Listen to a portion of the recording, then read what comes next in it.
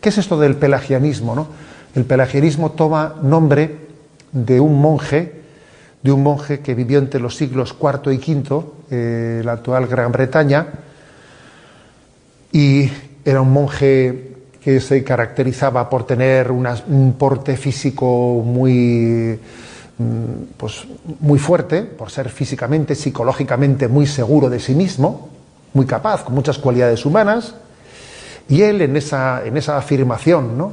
Esa afirmación que hace de derroche de fuerza y de fuerza de voluntad, negaba el pecado original y afirmaba que la gracia divina no era necesaria, que la gracia divina no es gratuita, sino que tiene que ser merecida por nuestro esfuerzo en la práctica de la misma. Por ejemplo, Pelagio decía, ¿qué es eso de estarle pidiendo a Dios, Señor, ayúdame a ser santo, ayúdame? ¿Qué es eso de pedírselo a Dios? No seas vago, eso está en tu mano, sé santo, tú tienes que ser santo. ¿Cómo puedes pedirle a Dios lo que eres tú quien tienes la responsabilidad de serlo, ¿no? Ese es Pelagio, que a fuerza de reafirmar la fuerza de la voluntad y una libertad supuestamente omnímoda del hombre, se olvida de la existencia del pecado original y se olvida pues de que no somos nada sin la gracia de Jesucristo. Fue especialmente San Agustín el gran predicador antipelagiano. San Agustín es el que le dice a Pelagio, ¿no? O a los que habían sido discípulos suyos, les dice San Agustín, habéis reducido a Jesucristo a un ejemplo de vida, siendo así que Jesucristo no es un ejemplo de vida, sino es la fuente de gracia que necesito para poder seguir sus pasos. Jesús no solo es un buen ejemplo, como decía Pelagio, Él te pone el ejemplo, tú con tu fuerza de voluntad le sigues. No, Jesús no solo me da el ejemplo, sino me da la gracia para poder seguirle. Este es San Agustín respondiendo, ¿no? Bueno, hubo un trasvase, ¿no? Los errores se suelen comunicar. Entonces, del gnosticismo se pasó al pelagianismo, ¿no? Muchos, con el paso del tiempo, muchos comenzaron a reconocer que no es el conocimiento de los misterios ocultos, ¿no? No es el conocimiento el que nos hace mejores y santos, sino que es la vida, mi vida es la que me hace santo. Pasaron, pero ojo, de una manera desequilibrada, hasta el punto de que lo que los gnósticos atribuían a la inteligencia, me salva la inteligencia, me salva la razón, pues ahora resulta que comienzan a atribuírselo a la voluntad. Lo que te salva es la vida, o sea, por lo tanto es tu fuerza de voluntad, lo que tú hagas, tu esfuerzo personal. Y entonces ya no era la inteligencia sino que es la voluntad la que pasa a ser, ¿no?, la clave de la salvación. Los que sutilmente, de una manera o de otra, volvemos a caer en otra herejía. La herejía del gnosticismo decía, lo que me salva es el conocimiento de los misterios ocultos, ¿no? Pero ahora lo que dice el pelagianismo es que es la voluntad la que me permite luchar en la vida, la que me lleva a la santidad. Olvidándose tanto gnosticismo como pelagianismo que todo depende no solamente de nuestro querer, sino de la misericordia de Dios. Fijaros, no únicamente, o sea, eso de que querer es poder, etcétera, pues es puro pelagianismo. Somos mendigos de la gracia de Dios. Traducido a nuestros días, la tendencia pelagiana se suele expresar en una voluntad sin humildad. Es pretender, ¿no?, pretender organizar la vida de la Iglesia, es pretender organizar la vida de la familia, del mundo, pues ignorando que no todos pueden todo, no, que tenemos fragilidades que no han sido plenamente superadas, ¿no? Porque a veces, pues eso, convivimos con heridas, como hemos dicho en días anteriores. Recordad que dijimos que también había santos que compaginaban su santidad pues con fragilidades, con enfermedades psíquicas, con carencias importantes pues educacionales de otro tipo, ¿no? Existe la posibilidad de que la santidad también se compagine pues con límites importantes en la persona, que santidad no es lo mismo que perfeccionismo, ¿no? En el sentido humano, no. Santidad y perfeccionismo no es lo mismo, ¿no?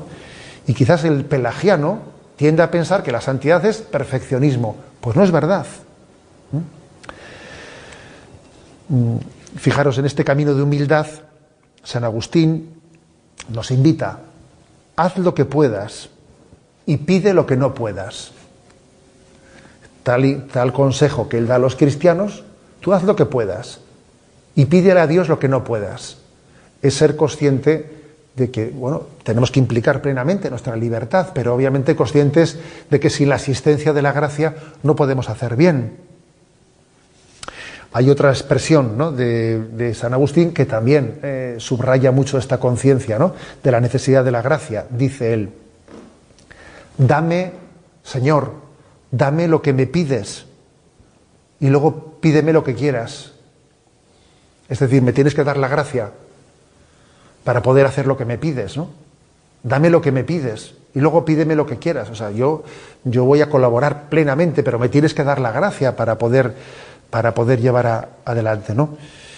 Por lo tanto, un pelagianismo de nuestros días es aquel que no reconoce la existencia de los límites, le falta un reconocimiento sincero pues de nuestros límites, de que no somos superhombres, y de que además en la vida avanzamos poco a poco y hay que tener paciencia con los ritmos de la gente. El pelagianismo no tiene paciencia. La tendencia pelagiana quiere todo aquí y ahora, no. Y Dios tiene paciencia con nosotros. Acordaros de ese pasaje del Evangelio, ¿no?, de aquella vid que no había dado frutos, y dice, la cortamos, y dice, no, déjala, vamos a regarla, vamos a cuidar, a ver si el año que viene... O sea, Dios tiene paciencia para que crezcamos en santidad, ¿no? La santidad y la paciencia, esto lo dice el Papa Francisco con frecuencia, la santidad y la paciencia son dos conceptos que van muy unidos, ¿no? Por lo tanto, la Iglesia Católica, el catecismo de la Iglesia Católica, de una manera muy clara, nos invita a no depositar la confianza en nuestras capacidades, en no tener falsas seguridades de nosotros mismos. Cuidado con las falsas seguridades. El que esté muy seguro de sí mismo, tenga cuidado, porque lo más seguro es que va a caer pronto. El pelagianismo es un falso sentimiento de seguridad, ¿no? Ni siquiera es bueno que uno tenga mucha seguridad en sus propias obras.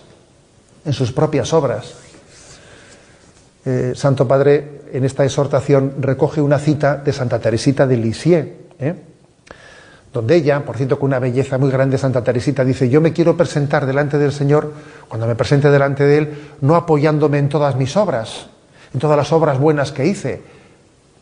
Es verdad, ¿no? Es verdad que la Iglesia nos dice que tenemos que ir acompañados de las buenas obras, pero dice, no apoyándome en ellas. Una cosa es que me acompañen las buenas obras a la hora de presentarme delante de Dios, pero no me apoyo en mis obras, me apoyo en la misericordia de Dios, que es distinto. Dice Santa Teresita, dice, yo cuando me presente delante de Dios, prefiero presentarme con las manos vacías. Porque si tengo todas las manos sosteniendo, sujetando todas las obras buenas para que no se me caigan, cuando me presente delante de Jesús no voy a tener los brazos libres para darle un abrazo. Casi prefiero tener los brazos libres para abrazar a Jesús. Como tenga todas las obras, las manos ocupadas, ¿no?, apoyándome, sujetando las obras, obviamente es una imagen, ¿no? Insisto, nos presentamos ante Dios acompañados de las obras buenas, pero no apoyados en las obras buenas, nos apoyamos en su gracia. Ojo, por lo tanto, con las falsas seguridades, ¿no?, o una falsa sensación de estar seguro de uno mismo. La cita de Santa Teresita es esta: en el atardecer de esta vida me presentaré ante ti con las manos vacías, Señor, porque no te pido que lleves cuenta de mis obras. Todas nuestras justicias tienen manchas a tus ojos. A ver, si yo sé que yo todo lo que haga es imperfecto, si yo sé que solo Dios es perfecto, si hasta sé que las cosas buenas que haga que hago, que Dios me permite hacer, están un tanto manchadas, yo las mancho un tanto. Solo Dios es plenamente santo, ¿no? O sea, esa conciencia de pequeñez, esa conciencia de limitación, de que únicamente en Dios podemos y debemos de apoyarnos, es clave. Bueno, una cosa interesante, esta tendencia pelagiana de apoyarse en las falsas seguridades, ¿no? en buscar falsas seguridades, en vez de confiar en la gracia de Dios, el Santo Padre dice en su exhortación que tiene después muchas manifestaciones, muchas posibles manifestaciones. El pelagianismo, ese apoyarse en falsas seguridades en vez de apoyarse en el don de Dios, en la confianza en Dios, tiene manifestaciones tan distintas como las siguientes. Fijaros, voy a leer aquí el elenco que hace el Santo Padre en el punto 57 de esta exhortación. Por ejemplo, la obsesión por la ley. Necesita la falsa seguridad de estar apoyado en la ley, porque no confía en Dios. La obsesión por la ley, la fascinación por mostrar conquistas sociales y políticas, la ostentación en el cuidado de la liturgia incluso. Necesito que todo esté bien organizado, obsesivamente necesito que todo esté perfecto.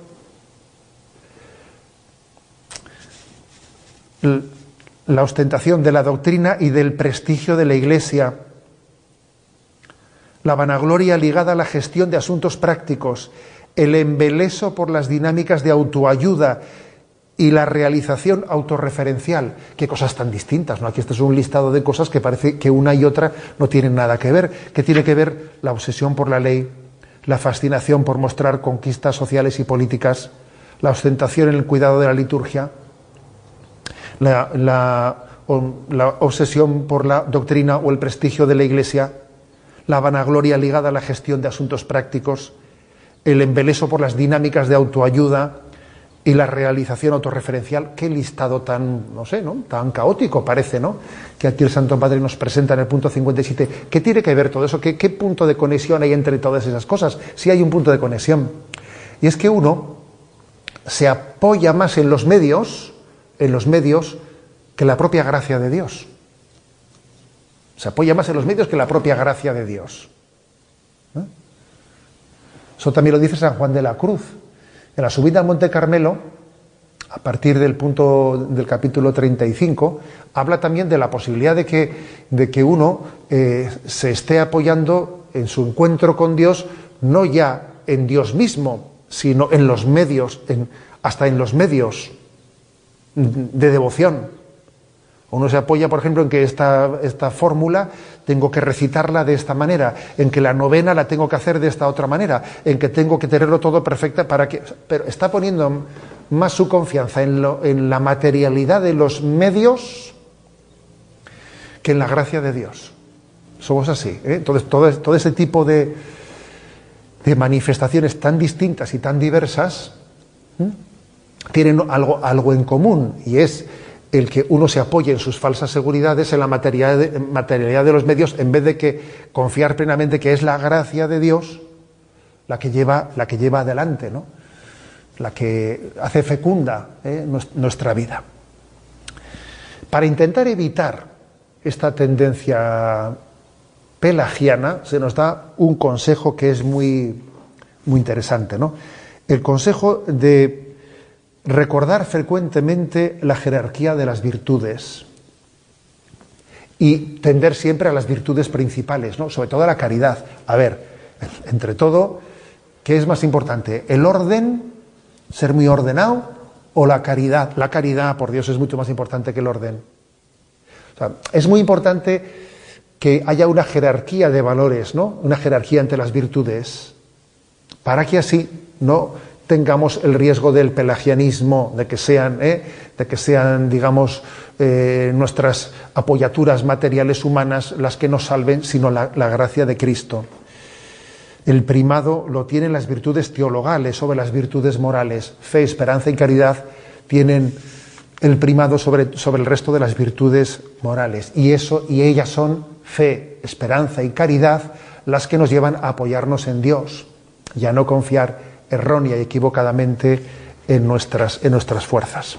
Bueno, pues estos son los dos sutiles enemigos, ¿no? Gnosticismo y pelagianismo, con los cuales dice, cuidado, dice Santo Padre, porque son herejías del pasado, de los primeros siglos, pero que de alguna manera están latentes de formas muy distintas, ¿no?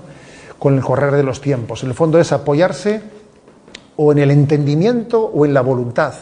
El gnosticismo en el entendimiento, ¿no? El pelagianismo en la voluntad, dejando de ser nuestra apoyatura el Señor, la confianza en su gracia.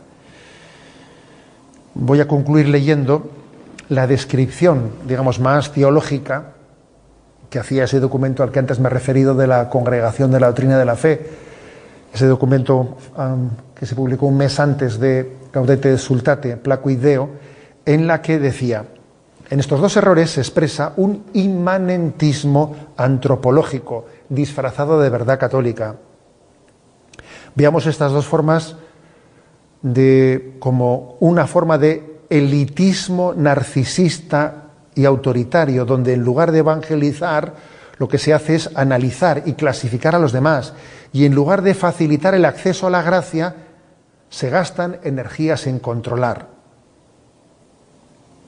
En los dos casos ni Jesucristo ni los demás interesan verdaderamente, ¿no? Sino que son nuestra propia subjetividad, ¿eh? Uno dice es un inmanentismo antropológico, es ponerse el hombre en el centro, en vez de entender que es Jesucristo, ¿no? Nuestro centro.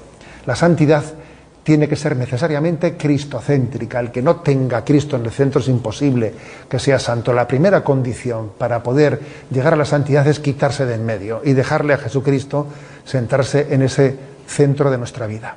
Bueno, pues